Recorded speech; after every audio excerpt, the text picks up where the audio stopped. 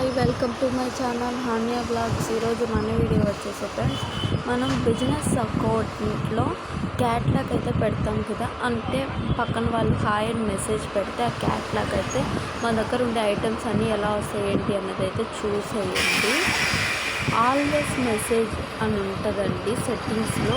Always మెసేజెస్లోకి వెళ్ళి పైన send messages అయితే ఉంటాయి. అక్కడ మనమైతే ఇవన్నీ యాడ్ చేసుకొని నెక్స్ట్ మన దగ్గర ఉండే ఐటమ్స్ అన్నీ యాడ్ చేసుకొని ట్యాబ్స్ చేసి నెక్స్ట్ షెడ్యూల్స్ అన్నీ ఉంటాయండి.